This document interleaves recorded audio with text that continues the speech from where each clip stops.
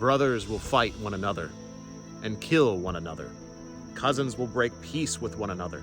The world will be a hard place to live in. It will be an age of adultery, an age of the axe, an age of the sword, an age of storms, an age of wolves. Shields will be clove before the world sinks in the sea. There will be no man left who is true to another. This line comes from the Völuspá and the retelling of the story of Ragnarok as it was prophesied to the god Odin. And many of us reading this line today, or you hearing it, may think this reflects the world we live in now. So that is what I want to talk about in today's episode, which is talking about whether or not Ragnarok is happening right now.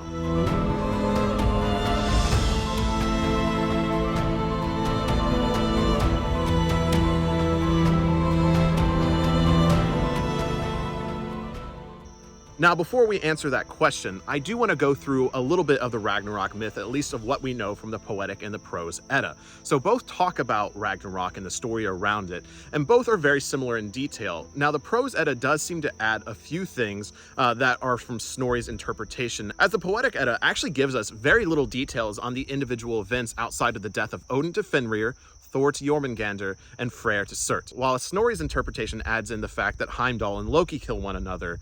Additionally, in the Prose Edda, we're given a little bit more of a look of what Snorri thinks would happen beforehand at the time leading up to Ragnarok. For instance, Snorri adds in the idea of Fimbulvinter, which is the mysterious or mighty winter, which is a 3-year winter that happens before Ragnarok that kills out all the plant life and leads to starvation and wars, and this is one of the reasons that brothers turn on one another.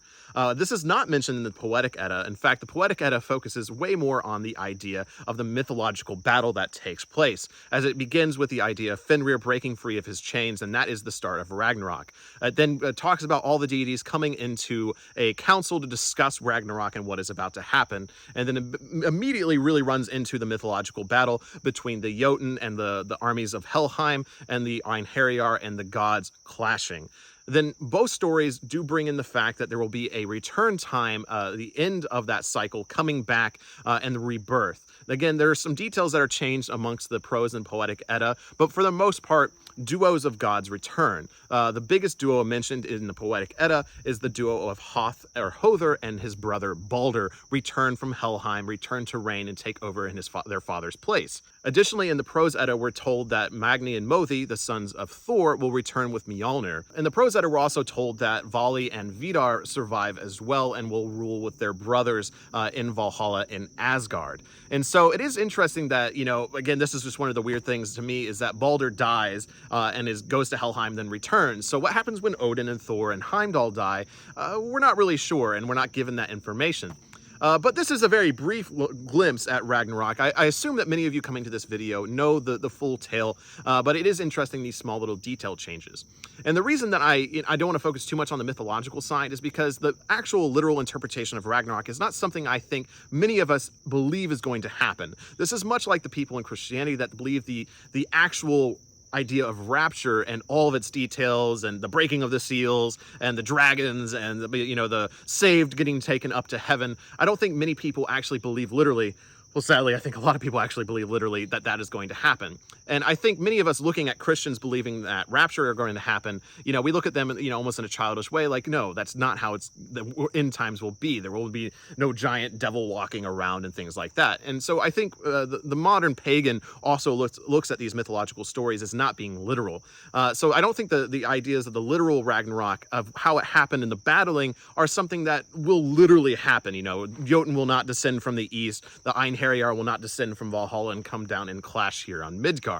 So to answer the question, has mythological Ragnarok happened, or is it happening now? I don't believe so, because I don't believe mythological Ragnarok was a literal event that happened, nor is it a literal event that will happen. Now, the other way to interpret Ragnarok, which is I think a practical way, is as a historical event that happened in the past, because ultimately we are reading the stories of ancestral people that were telling these stories orally about gods and heroes, and of course they had a story about an end time. Now, a reason they have a story about the end times is probably very similar to why most societies have a story about an end time, is because the idea of an end time and the end of the world is a very locally based thing in history, because throughout human history we've had world-wiping events in the sense that, you had a society that existed that was wiped out by something. So these stories of societies and civilizations falling were carried on orally and acquired more of a mythological flair. So stories such as Ragnarok, where cities were flooded, where the earth was flooded while there was a 3-year winter, these things have actually happened in human history.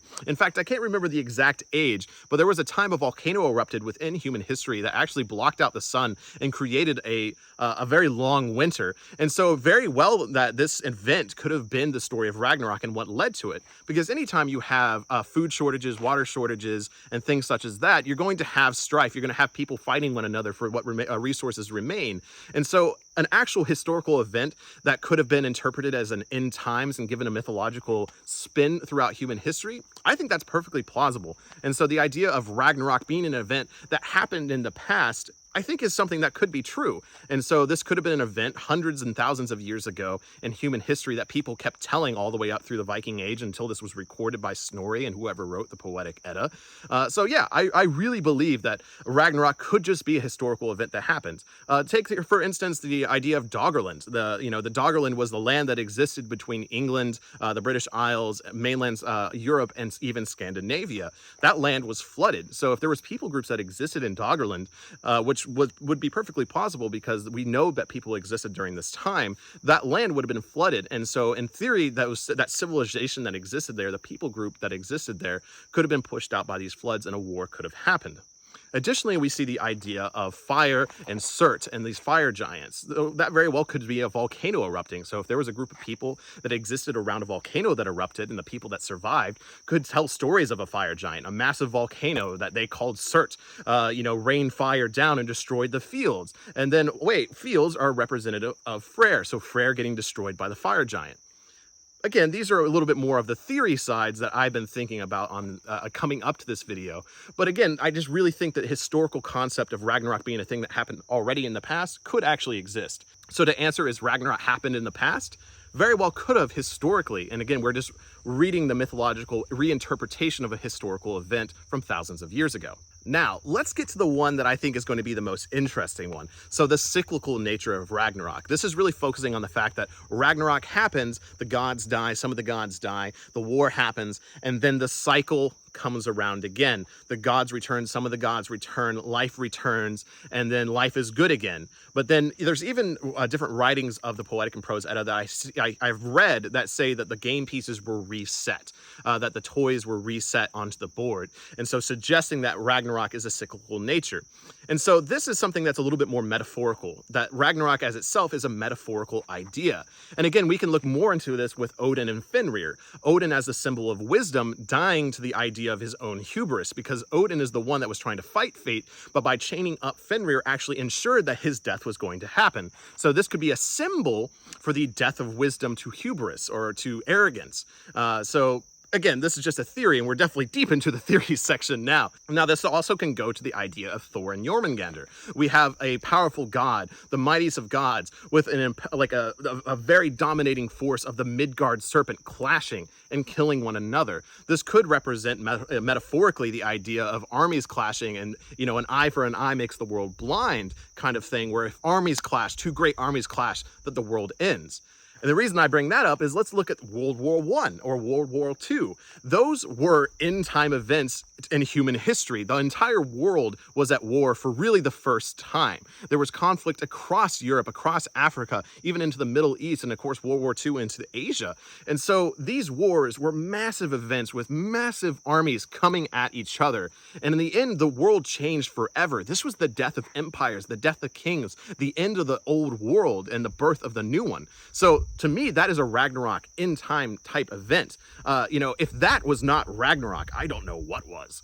I think more ancient examples of this would be like the fall of Rome. Again, fall of Rome was a large society, an empire, but then it fell and the world was in a dark age afterwards. Now, it did fall to the Germanic people, so that is pretty cool. But besides that, this is, again, another cyclical event of the end times.